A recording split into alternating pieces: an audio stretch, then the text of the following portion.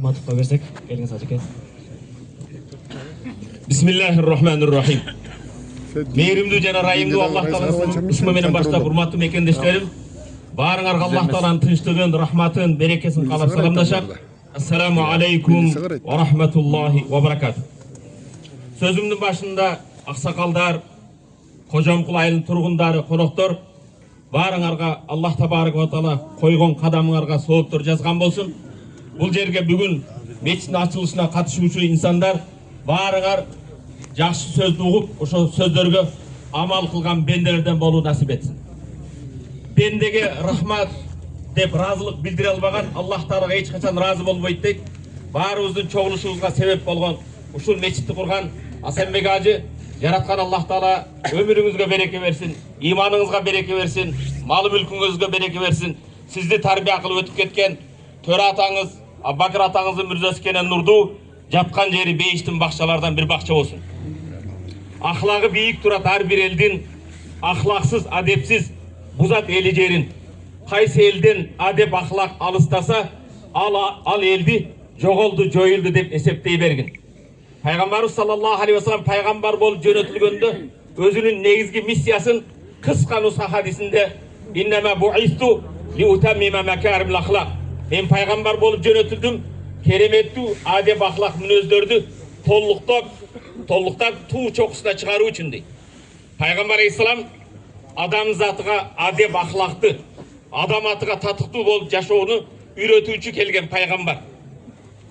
Урматтуу мусулман бир тууганым, пайгамбарыбыз саллаллаху алейхи ва салламды Аллах Таала мактаган кезде сен араптардансың, сен Курайштансың, сен Бани Хашим урудансың, Меккеликсиң деп жери менен, улут менен, уруу менен мактаган эмес. Аллах Таала Кур'ан-ы Керимде "Ва иннака ла ала хулукун азим", Мухаммад сен эң жогору адеп ахлак ээсисиң дейт. Мухаммад алейхиссаламдын үммөттөрү биз мусулмандар келиңиздер, урматтуу мусулман бир тууганым, динибизди жакшы түшүнөлү. Медетхан Шериф Кулуш эң жакшы бир маселелерге токтолду. Ал маселе динибиз, урматтуу мусулман, мечит, намаз, 5 вакыт намаз окуйбуз. Намазга келгенде Аллах Табарак намаздын негизги максаты эмне Кур'анда? Инна-салата танха анил фахшай вал мункар. Албетте намаз шариатты юу салган жаман кылык жоруктардан тыят. Намазга келип, эгер намазыбыз бизди жамандыктан, калпайткандыктан, тараздан алдагандыктан, ушак айыңдан, элди бөлүп жаргандан тыйбаса, намазыңдын кемчилиги бар. Мана жакында орозо келатат. Орозонун негизги максаты эмне? Орозонун негизги максаты биз нафсыбыздын кулу эмеспиз. Биз Кудайдын кулубуз. Пайгамбар саллаллаху алейхи ва саллям "Иза кана йоуму савма хадукум", силердин орозоңордун бири орозо туткан күнүңөр болсо, "Фала ярфус, фала яфсук", уят сүйлөбөсүн. Кайшы айтышпасын, сөгүшпөсүн, жаман нерсени сүйлөбөсүн дейт. Орозону араб тилинде имсак мутлак, абсолюттук өзүңдү башкара билүү. Орозо туткан адамга кээ бир адамдар надандык кылып койсо, тентекке теңел терек бою секирбестен, "Инни саимун", мен орозомун деп өзүңдү башкар.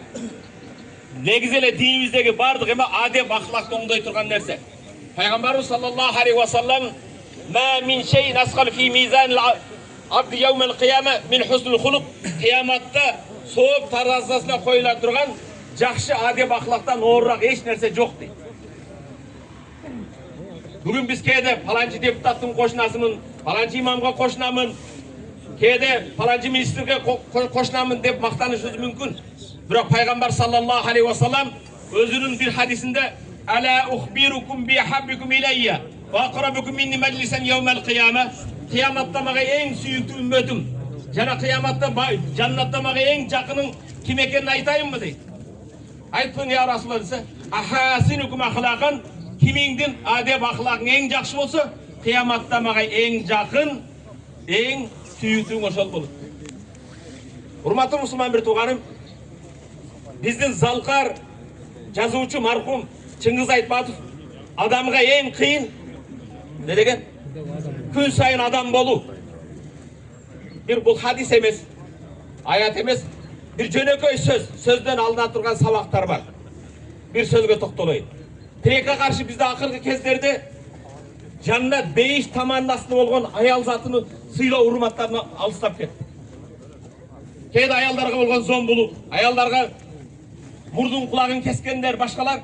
Пайгамбарыбыз саллаллаху алейхи ва саллам хайрукум ли ахли ва ана хайрукум ли ахли. Силердин эң жакшыларыңар өзүнүн үй бүлөсүнө, өмүр жолдошуна жакшы мамиледе болгондор, ал эми алардын башында үлгү боло турган эң үй бүлөсүнө жакшы мамиледе болгон менмин дейт. Көңүл буруп. Пайгамбар силердин эң жакшыларыңар мечитте биринчи катарда деген жок. Силердин эң жакшыларыңар умрага 5 жолу барган деген жок. Силердин эң жакшыларыңар өзүнүн өмүр жолдошуна, аялына жакшы мамиледе болгондор. Кээде таксоват этип келетинге жакшы мамиле кыласың. Ашканага барганда официант кызмат кылса ага жакшы мамиле кыласың. Бирок сенин ким экениңди Аллах Тааладан кийин эң жакшы билген аялың болот. Көчөдө бирөөгө жакшы мамиле кылуу, бирөөгө кошомот кылуу бул баары бизнес ал. Бирок аялыңызга кандай мамилеңиз? Ошо кафеде колуңдан көрбөсүн чоң кыз деп коюп атасыз. Бирок 30 жылдан бери тамак берген аялга ошону айтабызбы? Урматтуу мусулман бир тууганым, мен бул маселеге токтолгонум эмне үчүн аял дедим? Пайгамбар саллаллаху алейхи силердин эң жакшыларыңар өзүнүн аялына, өмүр жолдошуна жакшы мамиледе болгондор. Пайгамбар жаннат энелердин кадамынын астында дейт. Бирок тилекке каршы биз Орто Азиялыктар бардыгыбыз бир айтыша кетсек энеден алабыз да. Айтайын деген арабтарда эң жаман сөз, эң жаман акарат тилдегендик иттин баласы. Не дейт экен?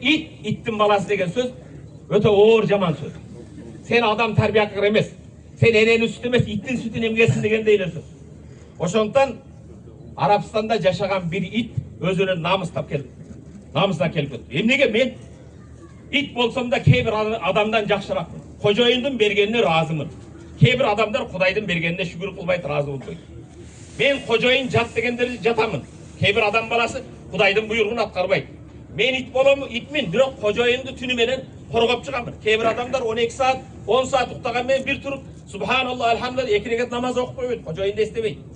Ошого карабастан эң жаман адамды иттин баласы дейт деп, иттигинен намыстарып, Токойго барып, Токойдун шефи Арыстанга айтып, Арыстан мен атымды өзгөртүп кой деп. Мен бул элдин арасында жашай албай калдым. Эң жаман алкаш болгон, бузуку болгон, элди бөлүп жарган адамды ит дейт. Мен андай болгум келбейт. Сен итсин, иттин баласысың. Ит болуп төрөлгөнсүң, ит бойдон жашайсың.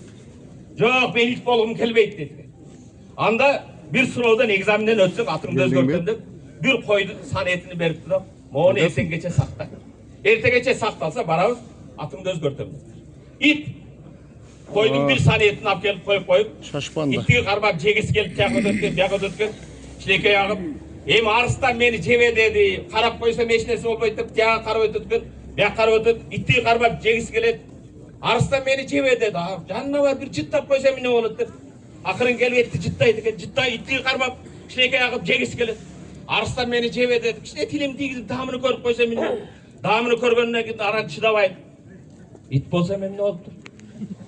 Баары иттер иттей эле жашап атат го. Бир курсак тойгондо айтпайсыңбы деп?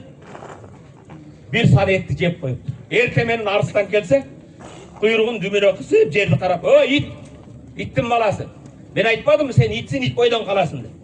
Айтайын деген маселе адам баласыга эң кыйын нерсе күн сайын адам болуу. Бизди Аллах Таала адам кылып жаратты. Аллах Таала дагы адам кылып жаратты. Моуну жыттаба. Моуну тилиңди тийгизбе. Моуну менен кармашпа. Муну менен кучакташпа. Ошого биздин залкар жазуучубуз бекеринен айтпаптыр да. Адам баласы үчүн эң кыйын нерсе күнүгө адам болуу. Келиңиздер, бүгүн биз адам баласы космонавт болуп асманга учуп атат, деңиздин астына чыгып сүзүп атат. Бирок жер бетинде адам болуп жашайт.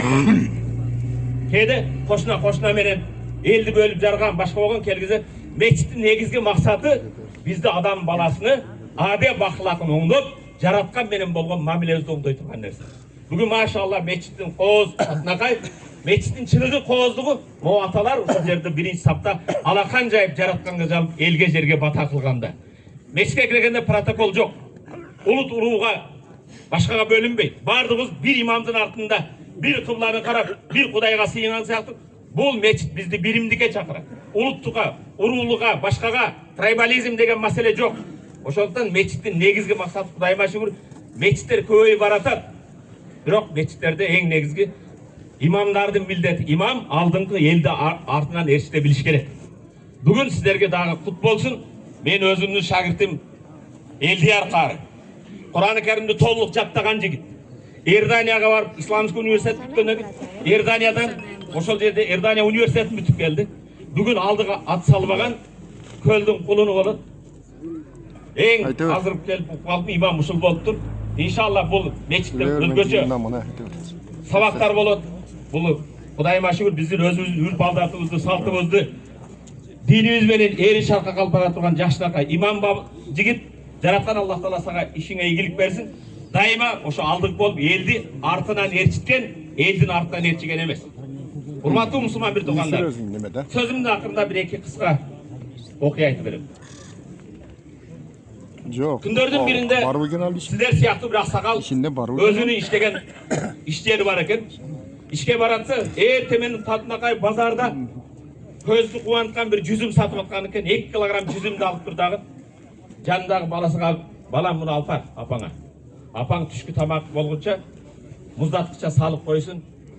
Пешинден кийин тамак жегени келгенде чогуу отуруп жүзүм жейбиз.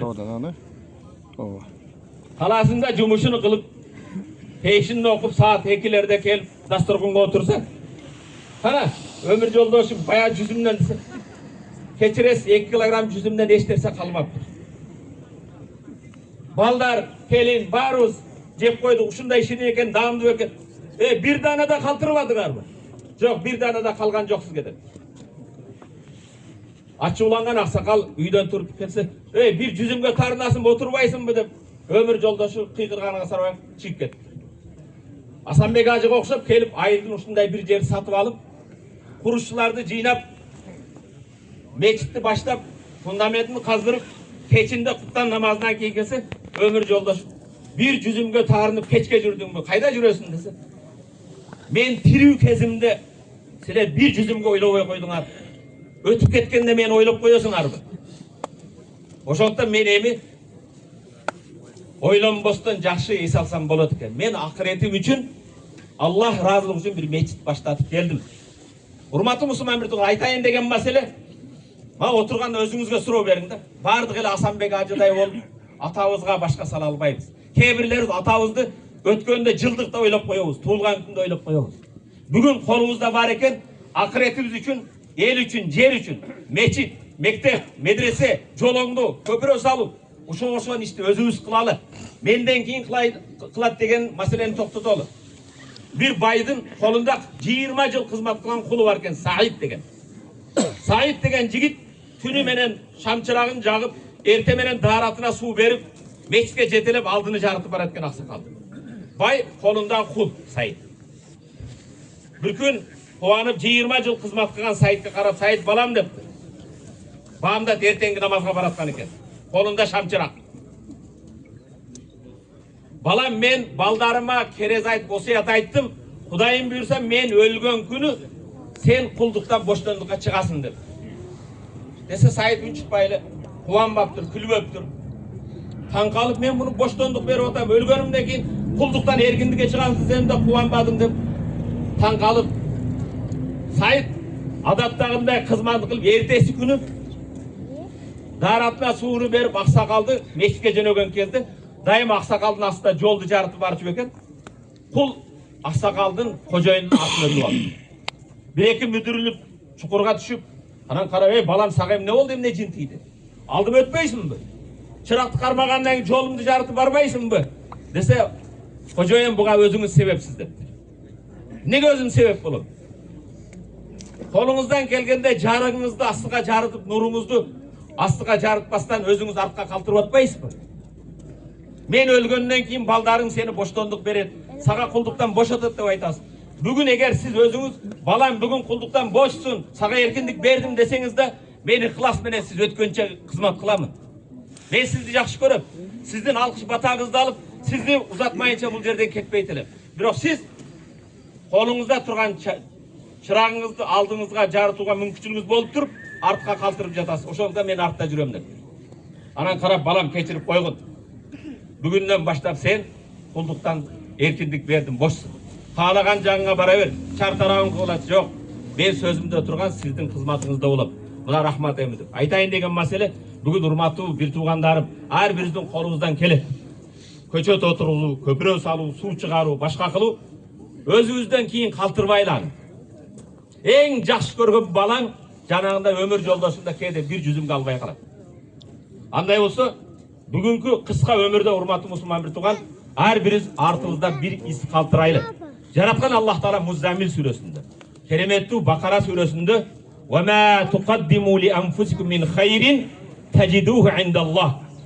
"Ва ма туқаддиму ли анфусикум" өзүңөрдүн нафсыңар үчүн эмнени алдыраак жөнөтсөңөр, тажидуху индаллах, Аллах Тааланын астына барганда табасыңар, хайрун, ал жакшыраак силер үчүн.